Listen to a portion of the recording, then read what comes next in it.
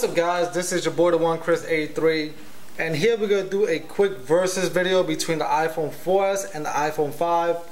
We're going to do some quick comparison and also do some speed tests and overall which one is better or should you upgrade from the 4S to the 5. So let's get to it. Alright guys, so if you notice right off the back, you notice the iPhone 5 is a bit taller than the iPhone 4S, but it does have a 4-inch Retina display screen, and that is because they use more of the actual phone for the screen instead of wasting it on a lot of white backdrop that does nothing. Also, the buttons are pretty much located in the same exact spot, but the camera in the front, of course on the iPhone 5, records on 720p and is now located in the middle right there. Well, on the 4S it just records standard def, and it's like a 1.2 megapixel camera and is located on the side. Now if you put it side by side, you could tell the difference in the thickness right away, and that is because it is much thinner. It's pretty much, if you take away right here this little white on the side on the iPhone 4S, that's about the thickness on the new iPhone 5. And as soon as you pick it up, you can tell the weight difference. Again, Apple been talking about the weight difference, the percentage, but you do notice it right away. And of course, if you take a look at the bottom, you get the headphone jack now on the iPhone 5 on the bottom instead of being on the top. And of course, you have the new Lightning charger port instead of the the normal 3-pin USB port that Apple been having since the beginning. Now if you take a look at the back, you tell the difference. On the iPhone 4S it's fully glass, while on the iPhone 5 is glass on the top and bottom and a thin aluminum on the back. And it has a nice finish on the back as well. And of course the new camera on the iPhone 5 has the sapphire lens, whatever, pretty much just making it more durable, and it does take pictures faster.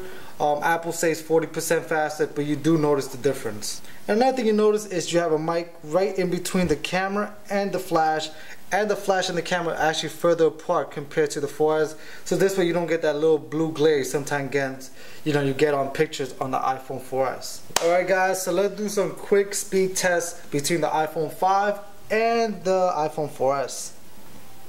So let's get both of them started. As you see, both of them are running no apps, so let's get that out the way. And let's open Angry Birds, the simplest game you can actually play on your iPhone pretty much. So let's get both of them open. 1, 2, 3.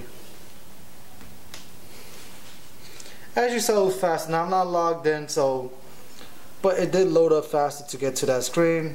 So now let's open up a much bigger game, and that is Real Racing 2. Ready? 1, 2, 3.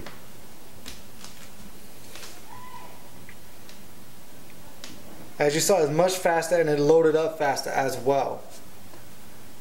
So there you go. Both times the iPhone 5 won, of course, because the A6 chip inside, making it that much faster. Alright guys, so the last test I want to do is speed test web browsing. Now right now currently they're both on my Wi-Fi, so take that into consideration to the speed. So let's hold the button right there, hold the button right there, and then try to press it around the same time. Ready? Let go. As you see, the iPhone 5 won in a landslide.